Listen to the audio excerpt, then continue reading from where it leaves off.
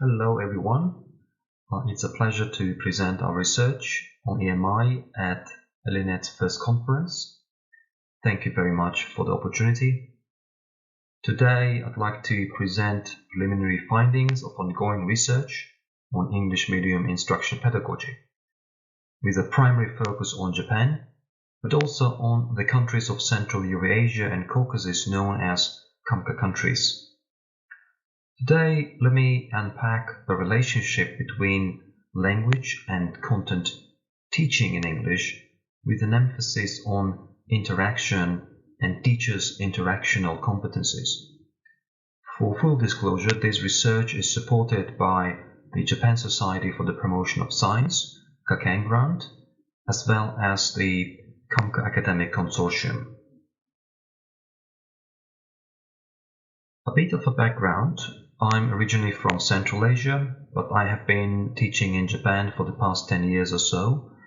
I teach policy studies and international relations in English, as well as EAP courses. Since I've been an EMI lecturer and a researcher for some time, this allowed me to look at EMI more broadly. For example, I've been following the trends in both Japan and 10 countries of KAMCA region, and noted some interesting developments here. If you take Japan, for instance, you will see a declining number of domestic enrollments and a growing number of international students coming to Japan. In KAMCA region, on the other hand, we see growing number of home students, but also growing demand for quality education, which in many cases is associated with courses taught in English. So interestingly, we see different trends but similar aspirations aimed at improving the overall pedagogy of EMI. Today, I'd like to talk about pedagogy and teacher competencies in detail. We know that E in the EMI is a tricky business, and we can't detach pedagogy from language use and vice versa. Many scholars believe that language is an extremely complex element of EMI, especially in higher education. I certainly agree with that. I would only add a caveat that these discussions should involve more content lecturers in addition to applied linguists. And today I'm presenting research as a content lecturer with some degree of familiarity with the works of applied linguists. One of the ideas that resonate with my pedagogical practice in EMI is to do with the definition of language proficiency devised by Professor Makarov. He says that language proficiency is what a learner can understand or produce at one specific moment in time, regardless of learning trajectory, first language, socioeconomic background, etc. Contrary to the assumption that language proficiency is usually stable, I agree with Professor Makarov because when I see my own students excel in some tasks and fail in others, regardless of their language skills, I often find myself thinking that perhaps the problem is not the one of language skill, but the one of learning environment. More specifically, in the context of this research, lecturers and students' metalinguistic affordances. To understand EMI pedagogy, one needs to look closely at EMI teaching environments. To be precise, one needs to see many cases and try to find some patterns. Since our research started during the COVID-19 pandemic, it was difficult to access classrooms in person, except our own classes, so my co-investigator Dr.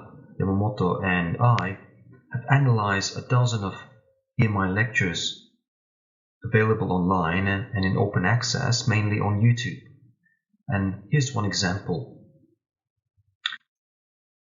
When we looked at these cases, such as this one, Introduction to Electronics, taught by a non-native EMI lecturer at the university in a non-Anglophone country, we found that problem stretches far beyond teachers' and students' language of proficiency or affordances. We see many moving parts. and each element requires a close examination. So we went further and tried to examine interaction in our own teaching context. Again, our focus was on interaction, and within that we wanted to understand the role of language or meta-language in student learning. We already knew some things from a previous research, for example, that input-based lecturing is a default feature of many EMI courses. However, such approach has a negative effect on student learning, concentration, and engagement with the course. When we conducted a systematic review of literature, we found that monologic teaching approach was not only dominant in many classrooms across the globe, moreover it had negative connotations and encouraged students' resistant behaviors.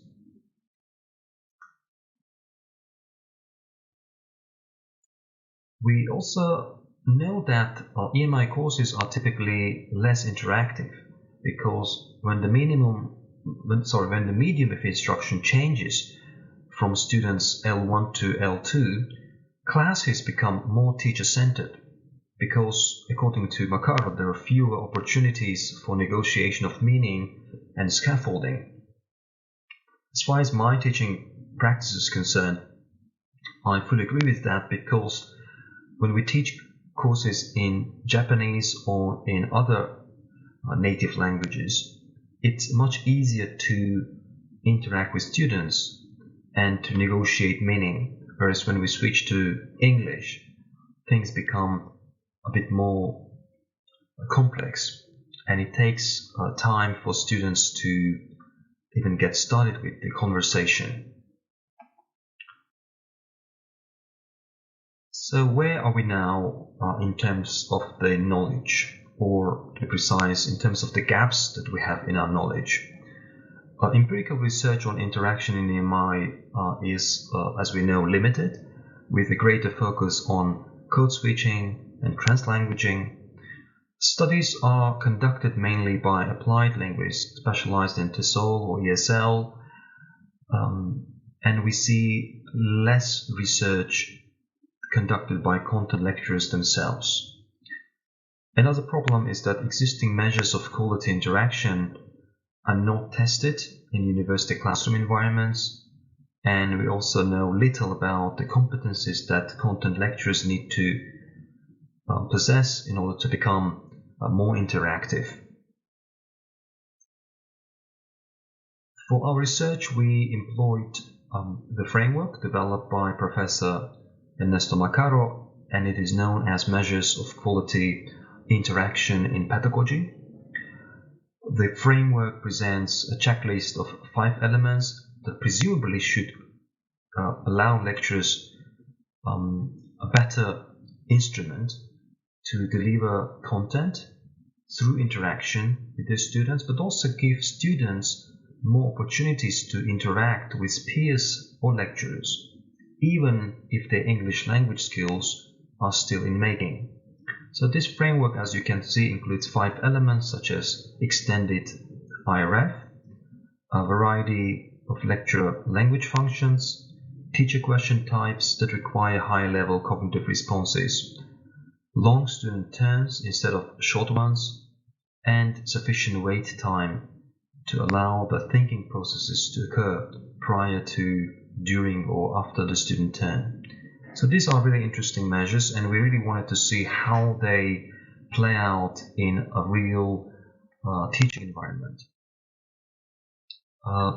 To test it, we also needed some working definition of quality interaction in EMI, and we thought that this definition could be helpful. So we saw quality interaction in EMI as a prolonged or episodic topic-based verbal exchange between content lecturers and students, and or among students themselves, aimed at facilitating the production of meaningful content knowledge in English and its effective comprehension in a multilingual classroom environment. Now here's a a quick background on the content lecturer. And the content lecturer was not an applied linguist by training. He was teaching EMI courses since 2007 and had 50 plus clock hours of certified faculty development in EMI.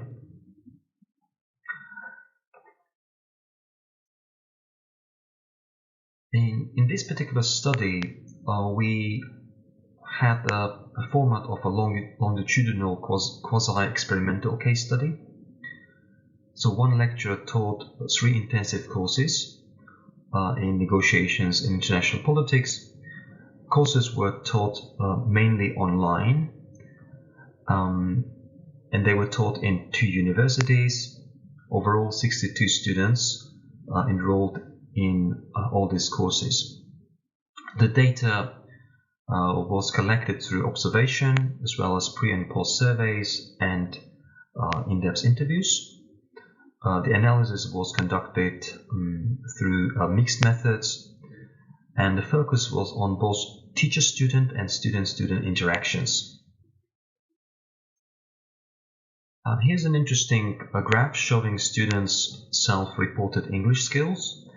As we can see, the majority are in the middle, around lower to medium intermediate levels, which is not surprising as far as the Japanese university is concerned.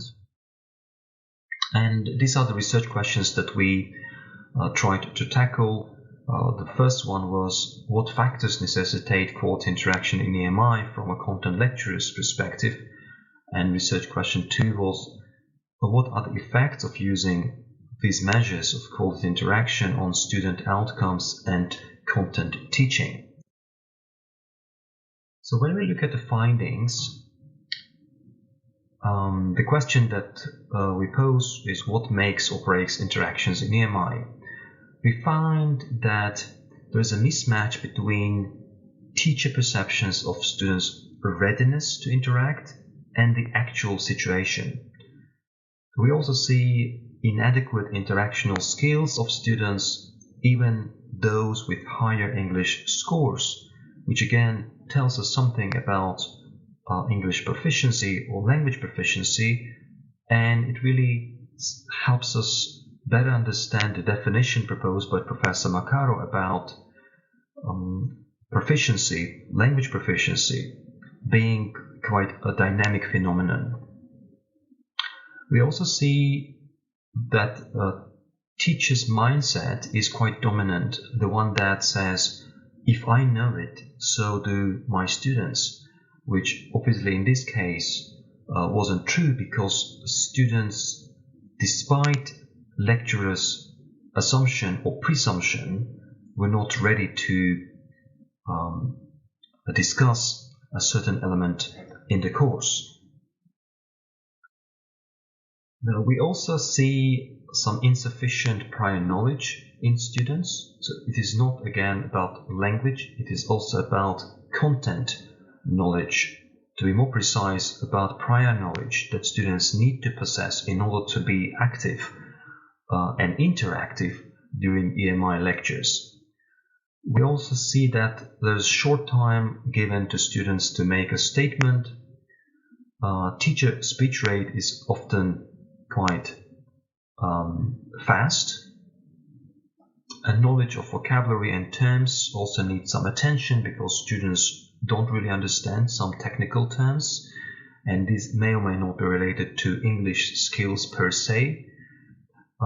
We see issues when students pose questions, and we also see issues with the so-called unproductive silence, where when teacher asks questions and students do not want to respond, and there are many reasons for that, of course. When we look at this research, we also see what happens before teacher training and what changes after training. So the question that we posed earlier was, how do measures of quality interaction work For example, in the case of IRF sequences, we see that before training, lecturers' inadequate efforts to pose a meaningful statement to invite quality responses was registered. So lecturers' inadequate efforts to provide quality feedback also is there, which may also affect how students engaged in the next episode. However, after training, we see that teacher organization and self-check, more extended and healthy IRFs.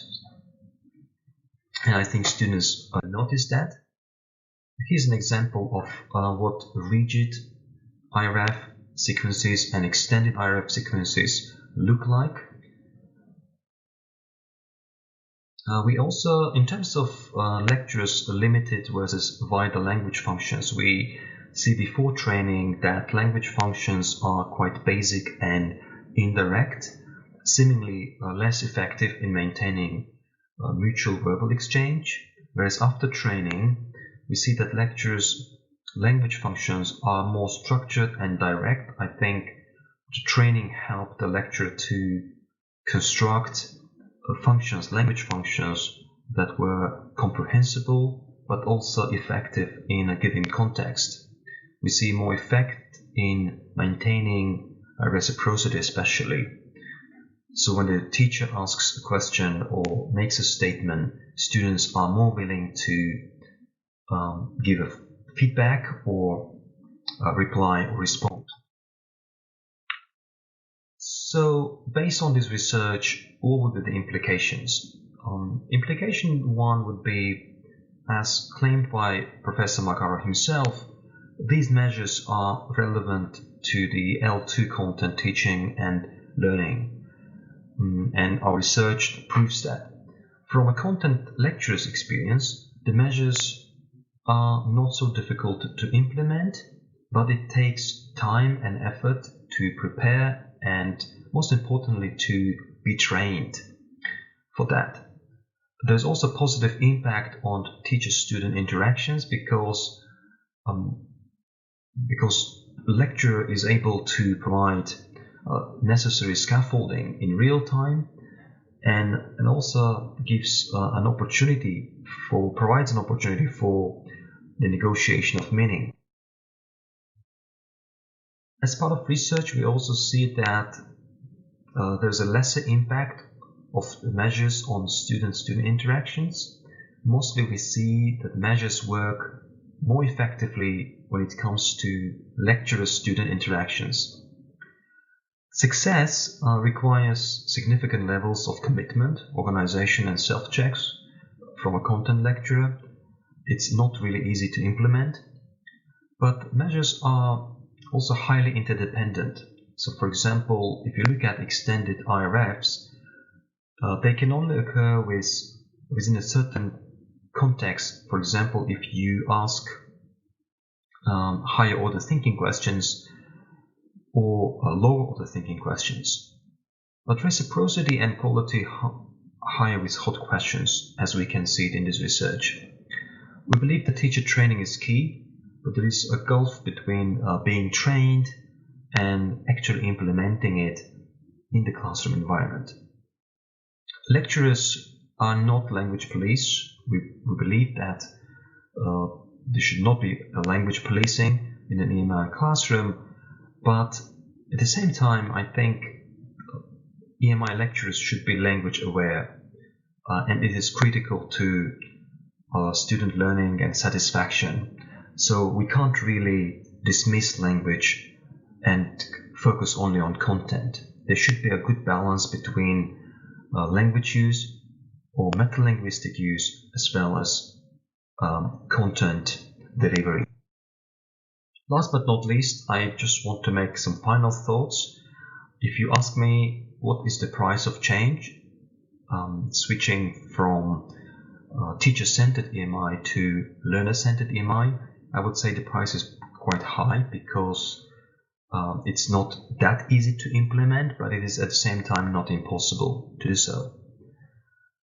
If we talk about return on investment or return on teacher investment, I think the impact should be possible and positive, but it really depends on the context.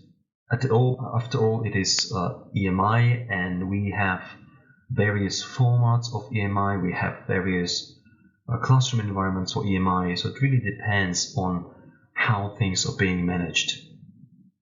Again, the last thought is that if you ask me, should we change to learner-centered, where content lecturer not only delivers content but also provides some meta-linguistic support, or should we keep it as it is, then I think change is more